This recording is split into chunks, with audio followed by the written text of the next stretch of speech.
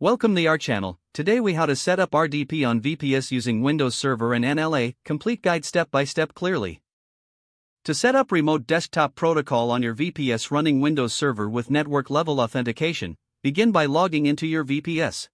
Use remote desktop connection from your local machine to connect to the server. Log in with your administrator credentials. Once logged in, click on the Start menu and select the Settings option. In the Settings window, choose System. On the left sidebar, select Remote Desktop. Toggle the switch to enable. You will be prompted to confirm that you want to enable remote access to this computer. Click Confirm. Next, click on Advanced Settings. Now, you'll want to add users who can connect via RDP. Click on the Select Users that can remotely access this PC link.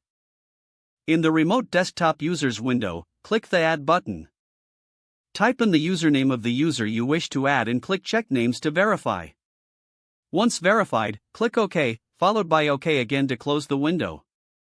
Close the Settings window to return to your desktop. Next, you will need to configure the Windows Firewall to allow remote desktop connections. Search for Windows Defender Firewall in the Start menu and open it. Select Allow an app or feature through Windows Defender Firewall from the left sidebar. Click on the Change Settings button. Look for Remote Desktop in the list and ensure both private and public are checked. Click OK to save your changes. Now, it's time to set up or confirm your RDP port. By default, RDP uses port 3389.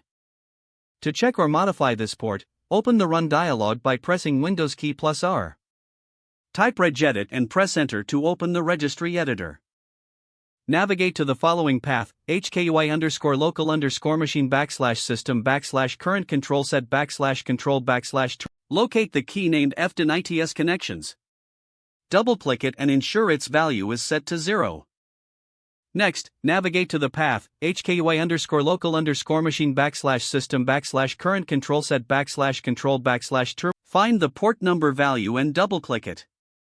Make sure the value is set to 3389 for default connections. Now, exit the registry editor. Don't forget to like this video and subscribe to our channel for more step-by-step tech guides.